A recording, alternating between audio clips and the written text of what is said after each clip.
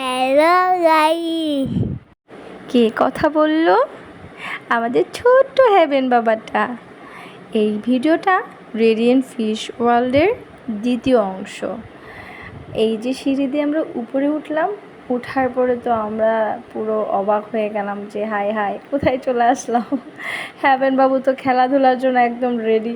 সে প্রত্যেকটা রাইডে উঠবে, খেলা করবে।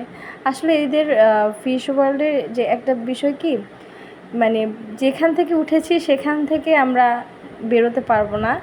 পুরো 3 তলায় উঠে তারপরে আমরা ওই পাশ থেকে নামতে পারবো। নামার আগের অংশতেই ছিল প্লেগ্রাউন্ড আর বিভিন্ন রাইডস। তো এই যে হ্যাভেন বাবু ঢুকে গেল, সে তো গিয়ে খুবই খুশি। কোনটা খেলবে না, কি করবে আগে সে তো বুঝে উঠতে পারছে না। একবার এদিকে যায়, ওঠে তো আবার নামে, এই বলটা নেয়, খেলা করছে।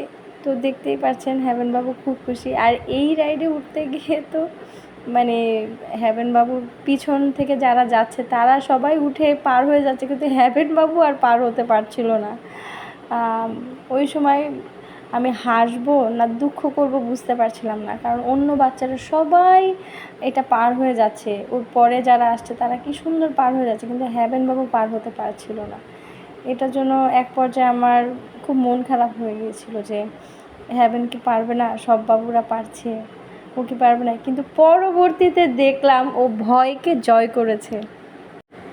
এখানে গিয়ে এটাই আমাদের সাকসেস, যে ও যেটা ভয় পাচ্ছিল সেটাকে ও উপেক্ষা করে নিজের মনের সাহসটাকে বাড়িয়ে ও পরবর্তীতে পেরেছে, দেরিতে হলেও পেরেছে। আমি যে কি খুশি যে বলে বোঝাতে পারবো না। না, হ্যাভেন এর পরে আরও কয়েকবার ওইটার উপর দিয়ে গিয়েছে এবং সে প্রত্যেকবারই সাকসেস হয়েছে। দেন এই গাড়ির রাইডে আসলো, এসে তো এই গেমটাও সে ট্রাই করলো।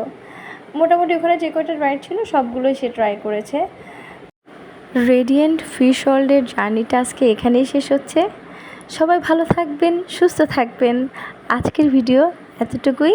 সবাই হ্যাভেন বাবুর জন্য দোয়া করবেন, আমাদের জন্য দোয়া করবেন। ভালো থাকবেন, বাই বাই।